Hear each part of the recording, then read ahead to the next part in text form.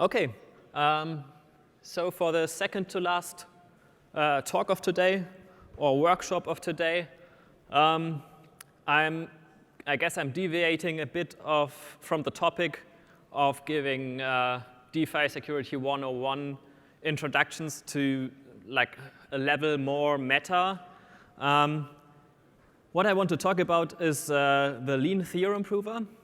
And you've seen Lean actually in the talk about control. And this is going to be like a more of a deep dive into the Lean Theorem prover. And if you feel a bit tired, I can assure you I will do lots of live coding, and due to my state of mind, probably will make mistakes. Maybe that's going to be entertaining. So who am I?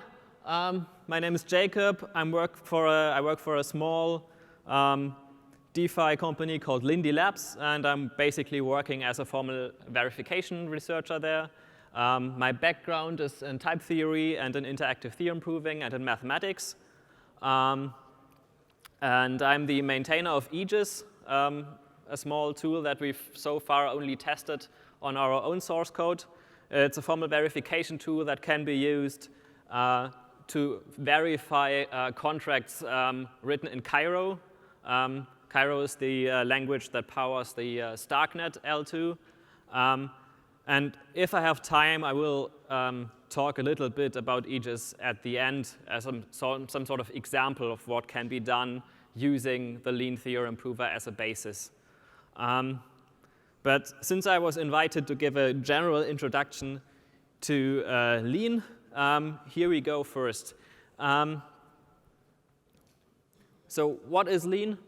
Lean is a project which has been founded in 2012, so roughly 12 years ago, by a guy called Leonardo de Moura, who had formerly been working on automated theorem proving. I think you saw the difference between interactive theorem proving and automated theorem proving in an earlier talk. And Lean is on the interactive side. It's dependently typed, which means that the return type of functions can depend on input values, broadly speaking, which puts it in the same class as other interactive theorem provers like Coq and Acta, if you know a little bit background. But if you don't worry. This talk will basically assume no pre-existing knowledge about interactive theorem proving. And it's both a functional programming language and a theorem prover. The theorem prover is written in itself. It basically compiles itself. And that makes it automatically makes it a good tool to deal with programming languages. And that's a bit of the gist of the talk that I'm giving, is that not only does it have like a proper good performance as a functional programming language, not only can you trust it to be correct because it has a very small and easily verifiable kernel, but you can also extend its syntax quite easily. And that's what we are going to do in this live coding experiment. And it's been designed with formal verification in mind, but also with formal mathematics in mind. I think the biggest user group of Lean is actually not people from formal verification, but it's mathematicians who want to verify their proofs. And that ranges from like super simple stuff to like the most abstract, complex stuff. And as I said, this talk is going to be like one step more meta than the previous talks. I'd say it's the perfect tool to build formal verification tools on. Barebone Lean itself is not a formal verification tool because it doesn't have baked in notions of semantics of various programming languages. So I guess I'll quickly go over some success stories of Lean. One success story being the so-called liquid tensor experiment, where a Fields medalist mathematician was not really sure about one of his proofs, which involved super technical arguments, and then called for help with the Lean community, and they managed to, within a few months, actually verify and simplify his proofs. And that's kind of been the starting point for many of mathematicians being inspired to use Lean. And then a few stories from this year. AWS, so Amazon, uses Lean to do a lot of things because like the main developer is now working at AWS. There's a certified differential privacy library in Lean, and maybe you've heard in the like broader media of a project called Alpha Proof. That's a proof tactic for Lean, which has been developed by DeepMind.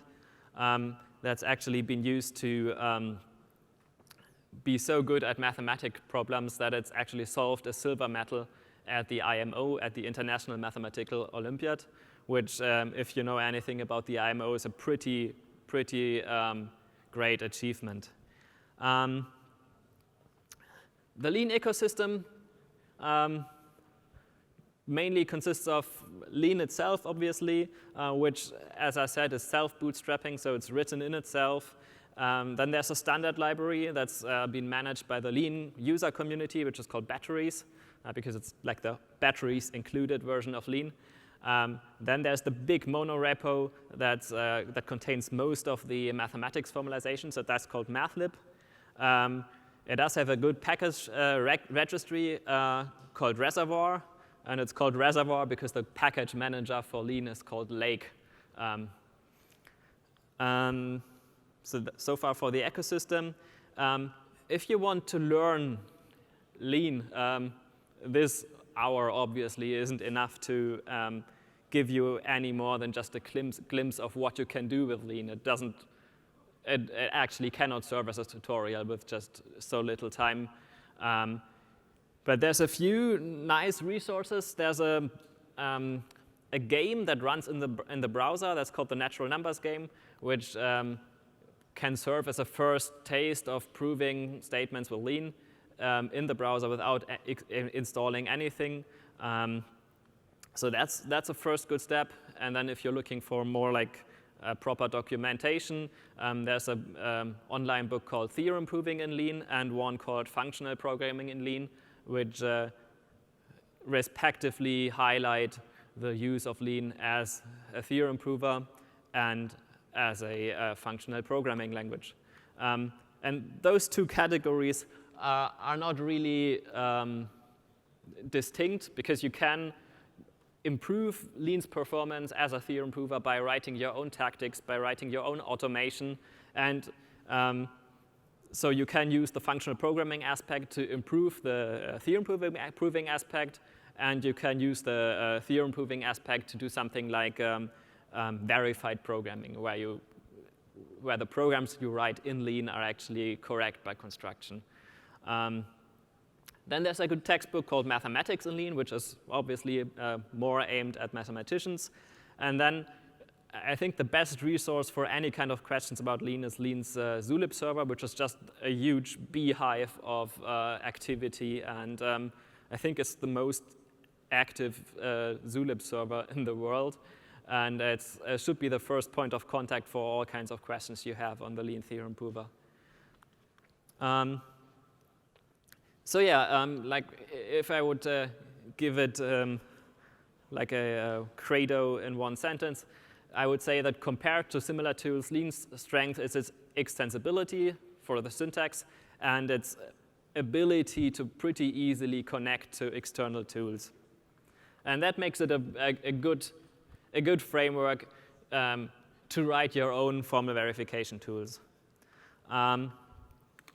And so what we're going to do today is to do a little bit of live coding.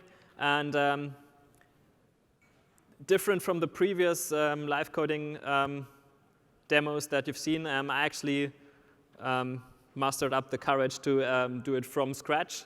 I do have a GitHub repository where all the contents of this demo lie, and I will maybe revert to restoring some of the contents from this repo if my live coding deviates too much from the test runs I did before. So yeah, what's today's agenda is that we will look at a very small example language, not a language that you would want to write any programs with, embed its syntax into Lean, and then equip the syntax with a formal semantics, so with a meaning inside Lean, as a way to interpret the effect of those programs in the Theorem prover.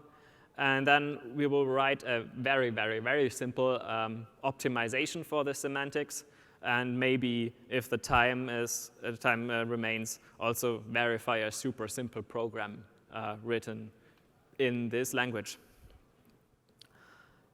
Okay, so what does the language look like that we want to embed in Lean? Obviously, we don't have much time, so we can't look at a language which has like 100 constructs. So the statements of the language just fall into three categories. There's assignments, there's while loops, and there's if-else statements, as you can see with the two examples shown on the right. We just assume the memory to be flat, untyped, and mutable. So we just have for each string, for each variable name, we have one value. We have no types. Like we assume everything to just be like a 32-bit integer. And because we don't want to be writing down all kinds of binary operations, we just restrict ourselves to two expression formers, which are just apart from obviously constants and variable names, a less than operator and an addition operator. And so what we'll do now is we call this language imp because it's a small imperative language, and our goals are now to embed the syntax of imp into Lean and to implement and prove correctness of a small optimization. And to then be able to verify programs, we will also implement a big step, what's called a big step semantics for this language. If you don't know what a big step semantics is, no worries. You will basically see on this example what that means. Okay, so much for the slidey part of this presentation. Now, is this big enough? Is this big enough? Okay.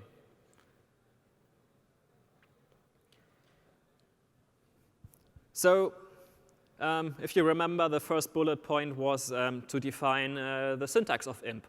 And what we want first to do is to define an internal representation of the syntax within Lean. That means that we will implement what's called an AST, an abstract syntax tree of this imp language. And this goes by the means of just defining inductive data types that consist of all of the elements of this language. Thankfully, there's only two basic constructs in the language, namely expressions and statements.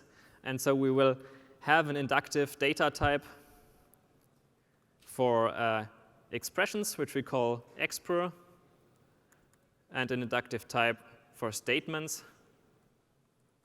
which we call stmt. So inductive types form the foundation, besides functions, of Lean as a language. And if you're not familiar with functional programming, it's basically a generalized form of something like a struct or an enum, where you basically list all the ways of constructing terms for these types. And so for the expression data type, we want to list 4 of what's called constructors for this type. So remember that for the expressions, we have constants, we have variables, we have addition, and we have less than. That's all we need. I mean, we would need more to write a reasonable program, but that's all we want to deal with today. So let's first deal with constants. Let's just call the first constructor const. And now we have to list the arguments for this constructor. And const should just take a bit vector. And because we maybe don't want to repeat our basic data type again and again, let's define the type value as the type of bit vectors with 32 bits. We could also define like a programming language with infinitely large integers and so on, but okay, that's what we're going with in this example. Okay, so const should just take a value v of this data type. And then we need a constructor for variables, for named variables. And we just want to identify them by their variable name, so by a string. And now we need the two binary operations. And the trick here is that these form what's called recursive constructors. So we have one of them that's called LT, and that's got two arguments, E1 in expr and E2 in expr. So it takes two expressions as arguments. And the same goes for addition. Note that we will just implement LT as a operation that just spits out 0 or 1, just like in C, for example. Okay, so that's the data type for expressions. Now let's implement a data type for statements. The most basic building block is obviously an assignment, as we've seen here, like all these lines that end with a semicolon and that colon equals are assignments. And what do they need? As arguments, they need a variable name on the left-hand side and an expression on the right-hand side. So we again give it an argument s as a string for the left-hand side and an expression for the right-hand side. And then we again need a recursive constructor because we need to cobble together several of these assignments or other language constructs. So we want to have a constructor for this sequential execution of two statements. So we have S1 in statement and S2 in statement. That will allow us to chain more than one statement together. And now we have if then else. That takes the condition, that's an expression, and it takes the then branch, that's a statement, and it takes the else branch, that's also a statement. And then we have while loops, which also take an expression, and the body, let's just call it B, and the statement. And now that we've defined these types, we can basically internally represent, for example, the assignment where we assign I to 0 by statement dot assign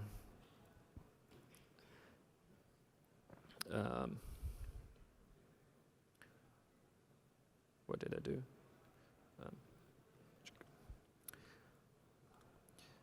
And now if we hover here, we need a string here. So this would be I, and this would be 0. Oh no, this would be like the variable called 0. No, on the right-hand side, we want a const. So.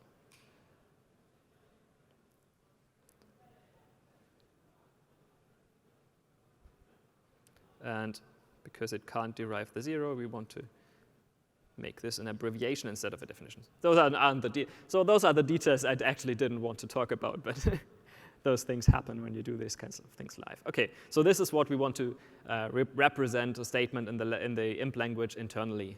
But we also really want to be able to write the syntax exactly in the way that I've presented it on the slides. And that's now where the extensibility of the lean syntax comes into play. So the lean parser is this huge, big thing that basically parses everything that I write into this editor. And we can extend it live as we are going. So we can extend the language that I'm using live, basically. And we first want to, for the parser, want to introduce new non-terminals for the parser. So we do that by declaring a new syntax category, and we just call them the lowercase variants of those two things. Like one we call expression, and one for the statements. So that's new syntax categories. And now we want to basically look at this and basically just build a parser for each kind of language element in here. And we go through all of those 8 constructors now. OK, let's start with expression. So the first 2 are actually, OK, I'll start with LT and with add, because they're maybe a bit more intuitive. And we just write syntax and expression and a less than symbol and expression. That should be a new expression. And syntax, expression, and an add sign. It's a new expression. And now for the variable names, we just want to reuse the syntax category that Lean has for its own variable names. And we just do that by saying, OK, the identifier, which I called ident in Lean, should also be an expression. And we also want to use numerals. So we write num as part of expressions. OK, so much for the expressions. Now we need to do the same for the statements. OK, the assignment. What's it on the left-hand side? We have an ident. And then we have the colon equals. And then we have an expression. And that's a statement. And I'm actually lacking the semicolon at the end of the line. And the sequence is basically just a statement followed by another statement is a new statement. And the if then else, that's a bit of typing here. So we have an if, then we have an opening bracket, then we have the condition, then we have the then clause, which is a statement, and then we have the else keyword, and then we have curly brackets again, and then we have the next statement, and that should be a statement again. So that's been a mouthful. And the same for the while loops, the while keyword, and some curly brackets. The statement should also be a statement. OK. Also note that this would be the point where, for the language, we would set the precedences of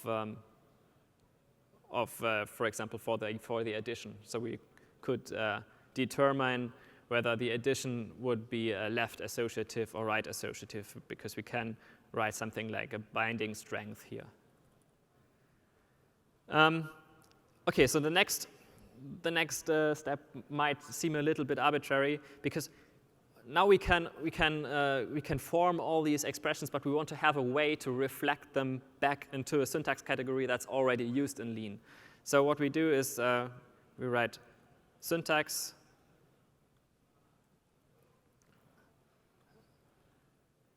and then we can basically turn every expression into a term. A term is the thing that the syntax category that Lean uses for all of the terms we can write down. And we do the same for statement. And what we can do now is let's check something like statement I colon equals 0. And then that's already good, because it already has parsed this.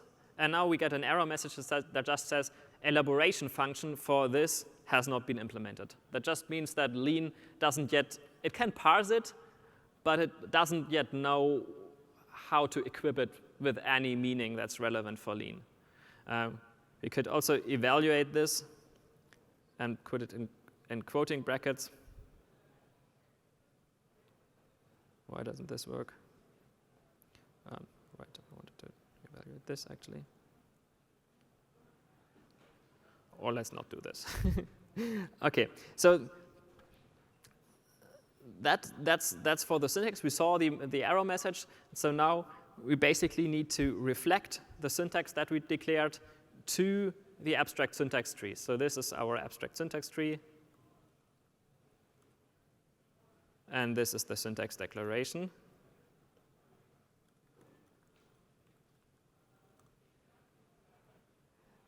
And now what we want to add is something called macro rules that basically take something of this form and turn it into a term like this.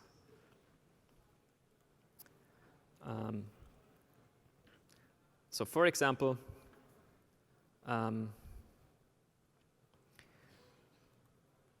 we match on a numeral. Then we just want to have expression.const, and then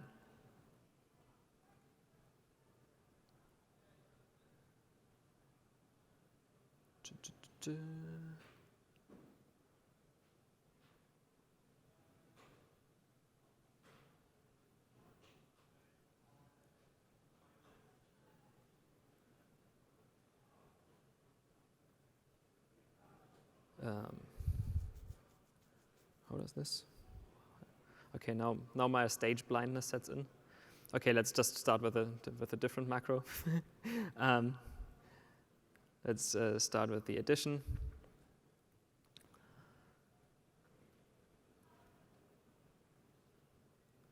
So we want to have this to. Yeah. Now we need to surround this with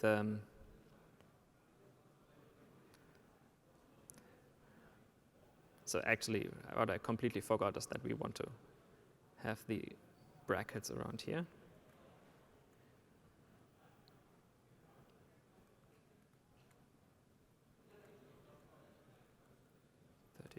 Minutes.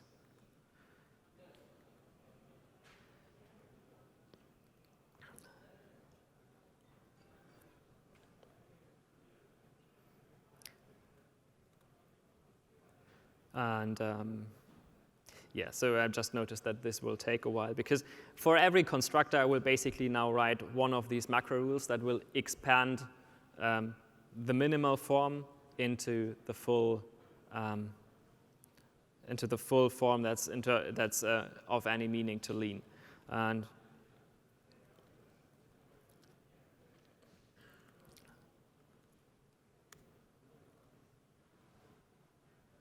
so I just did the magic trick of restoring this to not waste too much time on this.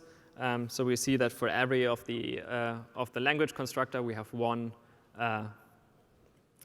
of these macro rules. And now what we can do is if we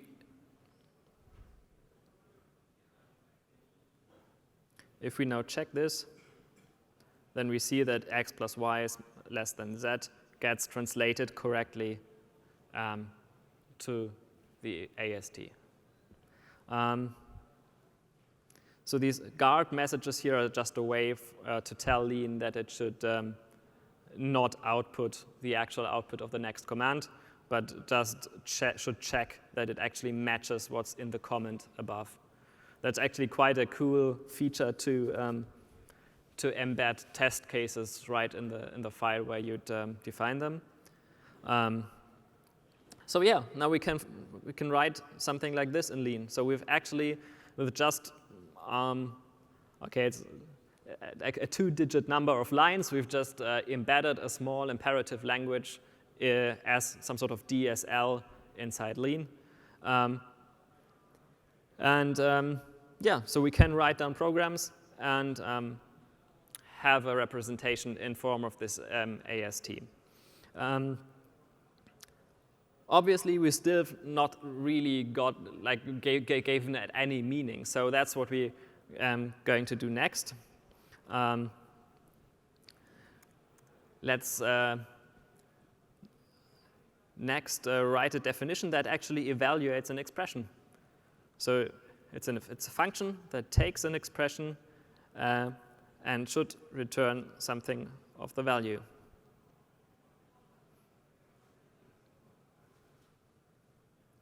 Why doesn't it?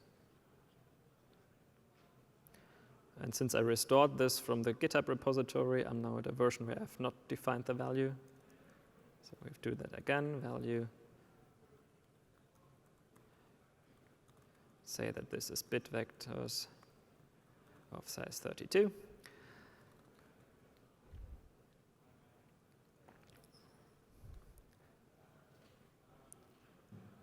And actually needed this. And now we need to go through all of the constructors of expressions. So for constants, this is super easy because constants already have a value, and so we just evaluate them by returning this value. And then the next, let me leave out variables for a while and go to less and then. So less and then of x and y. And now we do a recursive call. So we just say that if eval of x is less than eval of y, then 1, else 0. Now it's saying, OK, there's two cases missing, the plus and the variables. Let's do the plus first.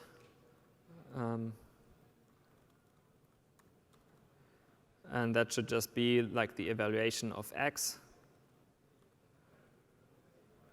plus the evaluation of y.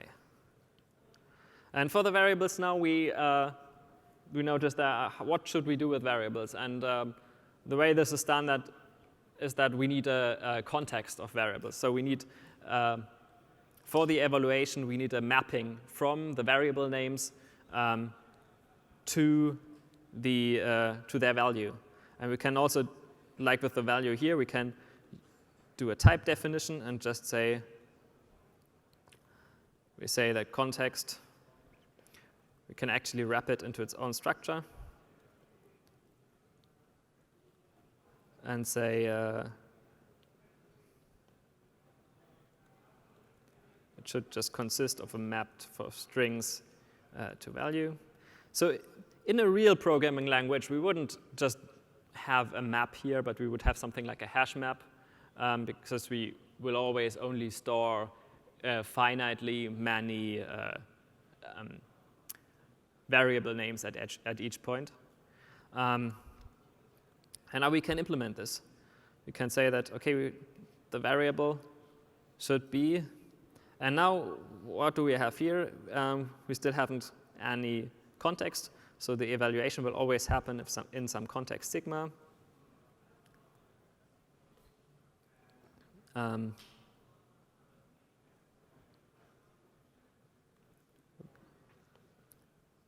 now we also have to retrofit the sigma everywhere.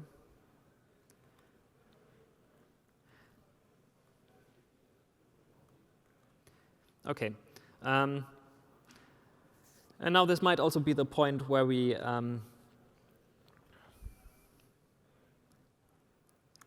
should define some operations on the context. So for example, getting the value given a variable name. Should be a value.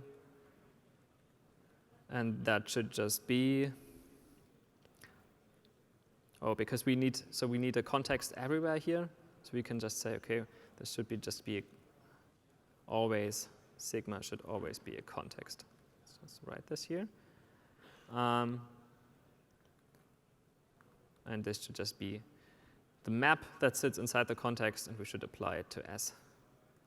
And likewise, we need something, we will later need something like set, where we can assign something in the context to a certain value.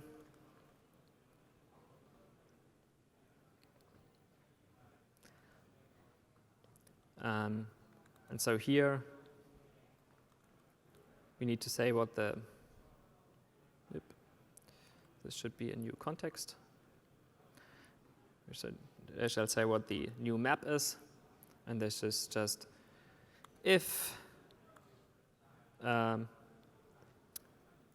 So for each let's just call it S prime. So that's now a new string. And for each S prime, if it's the name we are overwriting, so if S equals S prime, then it should return V. And otherwise, it should look up in the context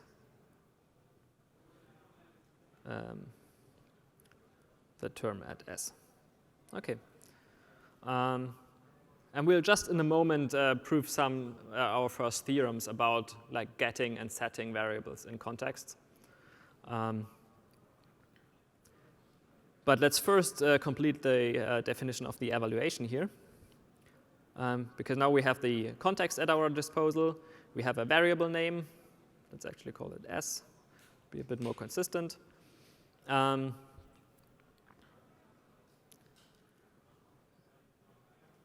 Also, we've included this everywhere, so we can actually leave this out. No, right, we can't. So we need to look up in the context what's at S. But we need to look it up in the context called sigma.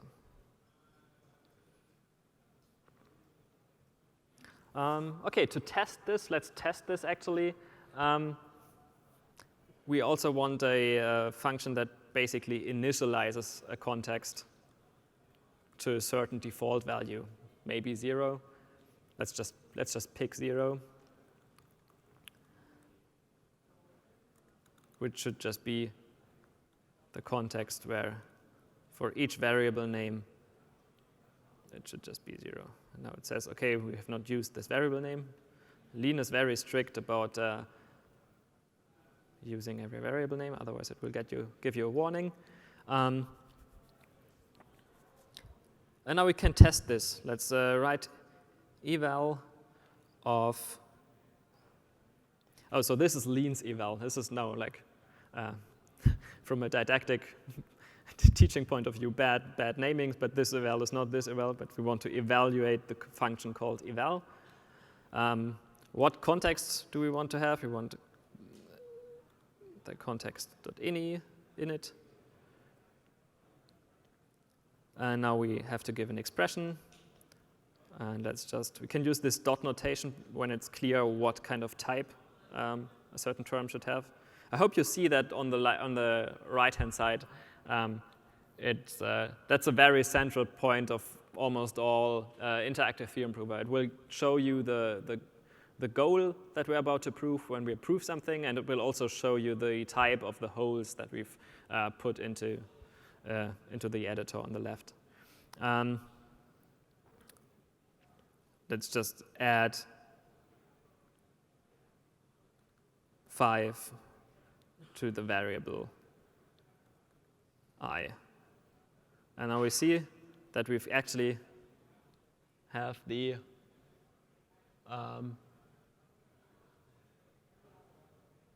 we have this bit vector as a result. So now we've interpreted the expressions in our programming language imp. So that's good. As I said, we might want for later purposes to actually have some theorems about getting and setting variables in the context. We might actually write our first lemma.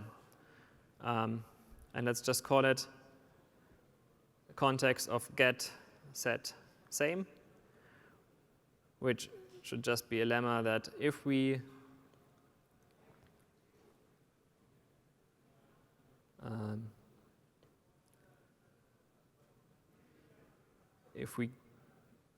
at the context sigma get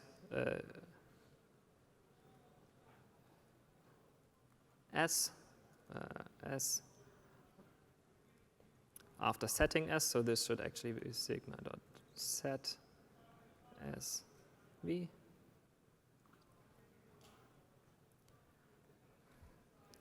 that should just be the same as v.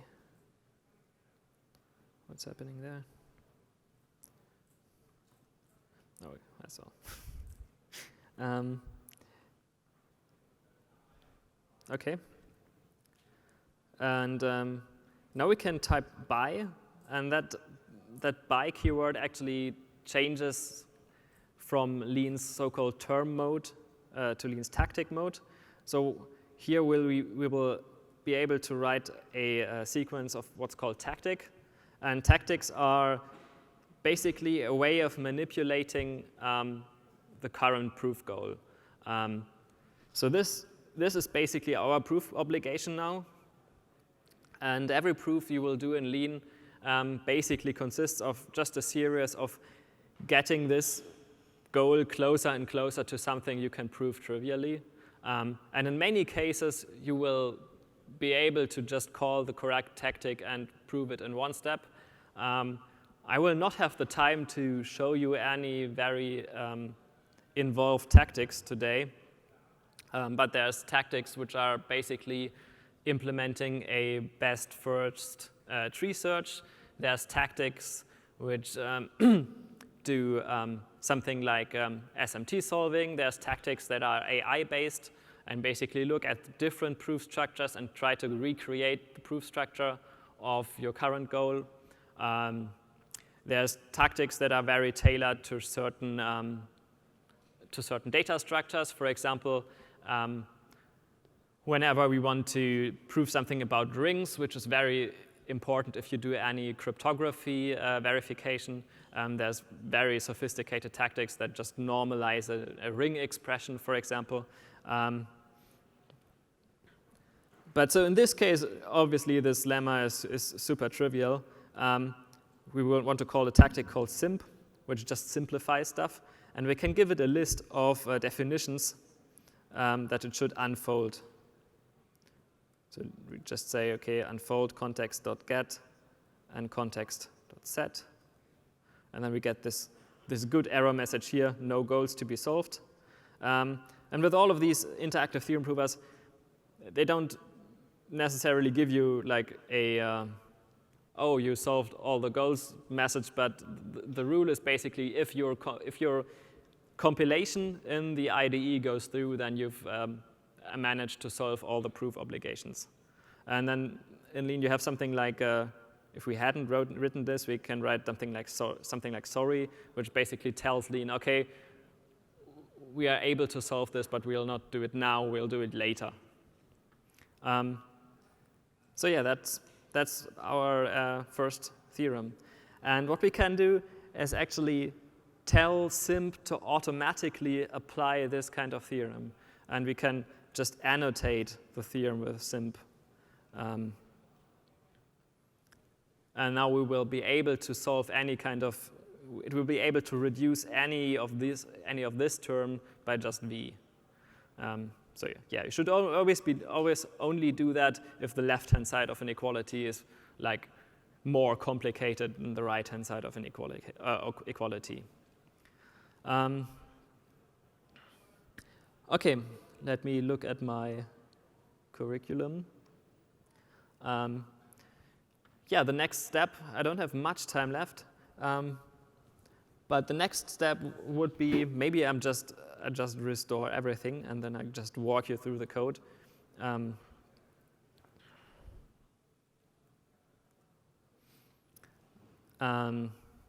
So yeah, we're now in the state where we've done all that. We've proven those lemmas.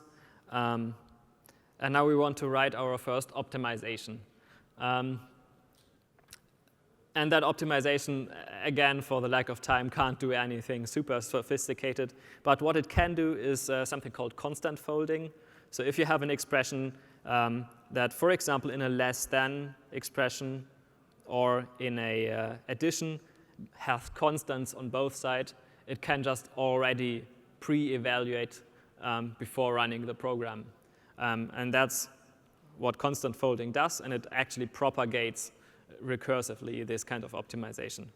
It's a very weak optimization, but it's part of every good compiler. And so we can just define this as a recursive function from our expressions into our expressions that just does nothing on constants and on variables. And for example, on less than of x and y, it just recursively optimizes the left-hand side and the right-hand side and sees if both of them are constants, and then it replaces it with the final result. So this is already something you could call a compiler optimization. And now, obviously, what you want to do if you're writing a compiler, you might want to prove that it doesn't change the outcome. And for expressions, that would mean something like whatever environment we have, evaluating the unoptimized expression in this environment is the same as evaluating the optimized expression in this environment. And this, again, is a proof. So we can say by, and then we get a proof goal, which is just what we stated. And then we can call a tactic that's called induction, which just applies induction on one variable. And now we see that we not only got one goal, but we've got 4 goals that correspond to all of the 4 cases, to consts, variables, to plus, and to less than. And now we can actually act on each of these cases separately. So this would be a very structured proof where you can you give case names, and then for each of those cases, you find ways to actually get rid of all of the goals. It's a bit like a computer game, and if you play something like the natural number game, you can see that this can be very addictive to just hack away proof goals. Obviously, this, again, is a pretty trivial proof, and you could also just solve this as a one-liner, either with a tree search or by just, for example, concatenating several simplification tactics.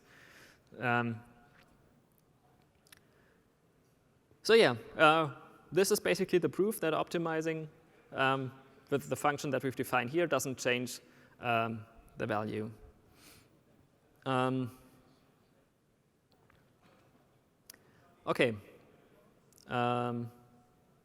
So how do we give meanings not only to expressions but to entire programs? Let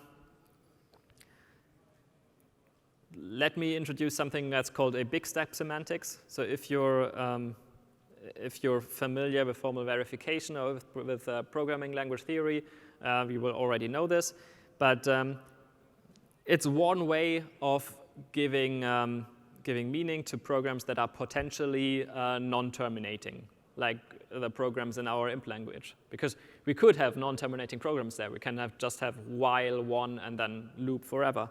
And because Lean is a total language, we can't just write a total function which tells us what's the outcome of running this program in this environment, because it could never terminate and never give us an outcome.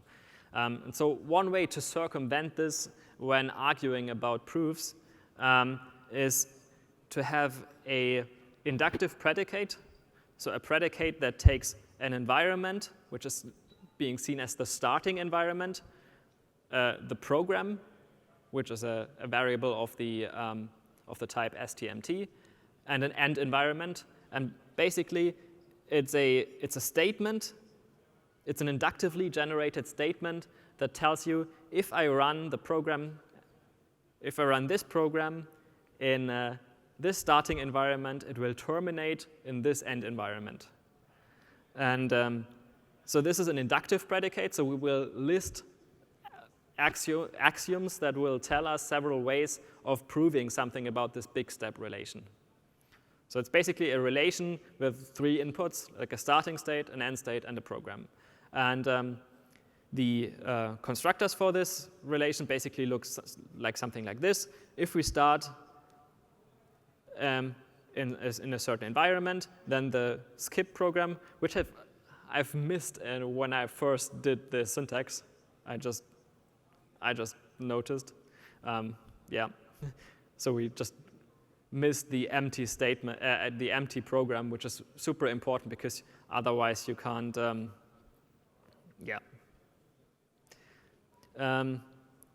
So if you have this program and you start with the state sigma, then you end with the state sigma. And for example, the sequential composition states that if you start in sigma and the program S1 brings you to sigma prime, then if a program S2 brings you from sigma prime to sigma prime prime, then the sequential composition of S1 and S2 brings you from sigma to sigma prime prime. If you stare at it for a while, it seems reasonable. And the assignment basically says, okay, if you start in a certain environment, then the assignment has the exact effect of setting this variable in the environment. And here it actually calls the evaluation function that we've written for the expression. Then we have two cases for the if then else, depending on whether the evaluation of the condition is true or false. And then the semantics for the while loop are a bit more complicated. They have one easier case for the false case. So if we evaluate the condition and it returns 0, then the state before the execution of the while loop is the same as the state after the execution of the while loop. And if the condition actually evaluates to something which is not 0, so that means that we will execute one iteration of the while loop, then we can do something which is called loop unrolling, which basically says that if the body of the while loop brings us from sigma to sigma prime, and then the whole while loop brings us from sigma prime to sigma prime prime, and then the whole while loop will also bring us from sigma to sigma prime prime. Again, this is maybe a bit abstract, but it's the way you can prove things about while loops by continually unrolling single iterations of the while loop from the start. And you will also, like with contract, you will be able to not only prove statements about finitely many iterations of the while loop, but by induction you will also be able to prove what happens after an arbitrary, unbounded iteration of this while loop.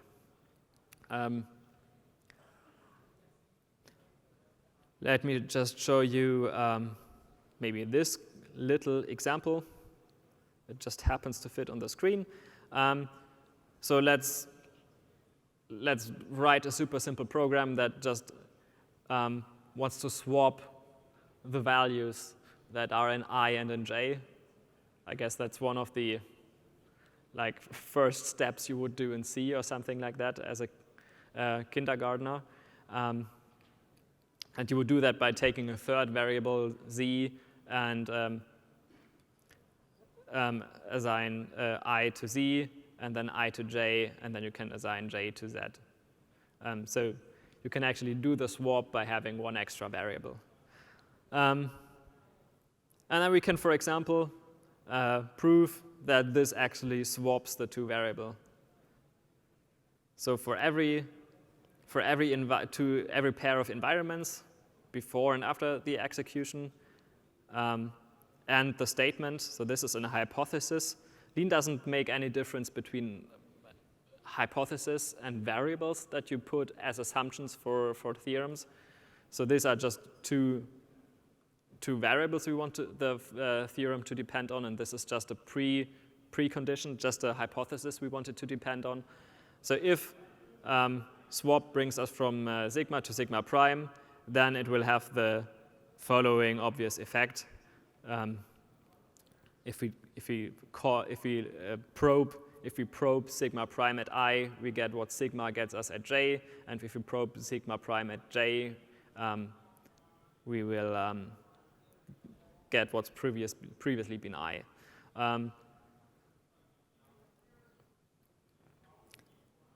And let's make this a bit more transparent. So this is our proof goal, and so what we have to do is act on this hypothesis H.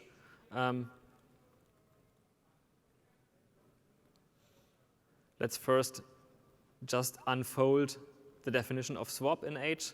And now we've seen that we have a little inline view of this little program here. And what we then can do is, again, this can all be automated, and it's just like for showing you what happens inside, is if you apply a tactic called cases on this thing, then it will look which of the cases that we've listed axiomatically above can actually be fulfilled in this situation. In this situation, the program just consists of a series of sequential assignments. So we can perform cases once. And now you see that here we got a new hypothesis, which just concerns the first line. And there we got a new hypothesis which just concerns the other two lines. And because Lean is very meticulous about variable names, it puts these gravestones to all of the variable names that we've not given an explicit name. And so we can perform these case destructions again and again.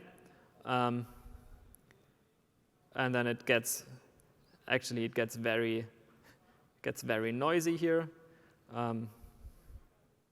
If I do simp, it actually gets less noisy, but still a bit hard to read. And now this is actually a conjunction. So this is an AND statement. So you can write down constructor. And now we get two goals, one for the left-hand side of the AND, one for the right-hand side of the AND. And you can just call the simplifier, and it will actually prove that this actually is correct. Yeah, I guess that's as much live coding as you can do within an hour. Like, obviously, it wasn't all live coded. It was hilariously optimistic.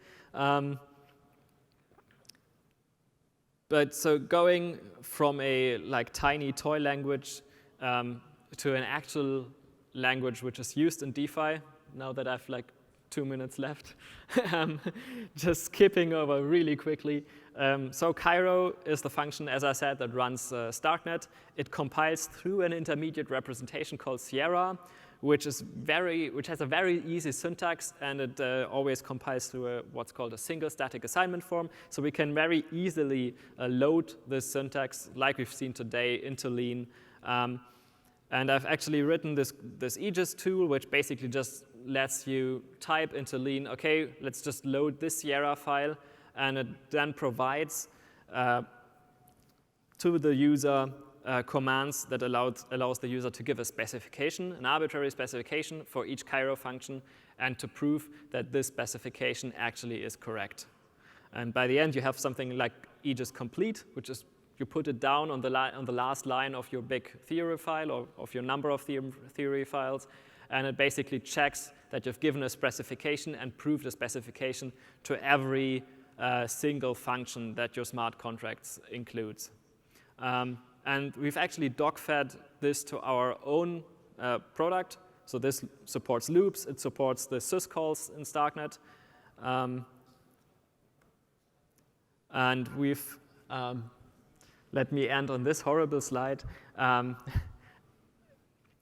In terms of design, I mean, not in terms of content. So our own DeFi landing product has a white paper which lists a result from a mathematical branch called control theory, which basically implements a controller which determines a global interest rate modifier according to the formula you see in the first line here.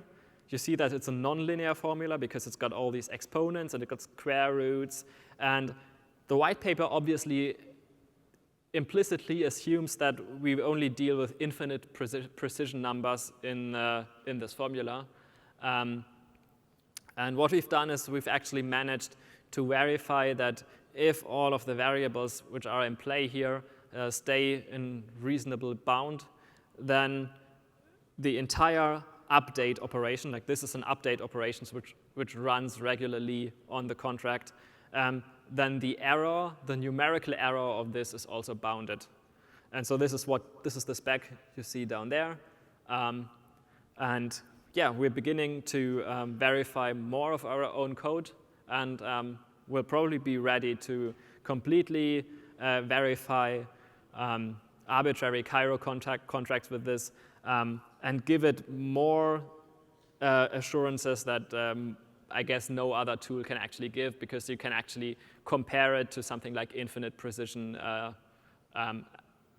numbers, and you can use the entire power of the mathematics that's been formalized in Lean to write your specifications and your proofs. And I think I'm over time. And thank you for listening. I'm happy to take questions afterwards.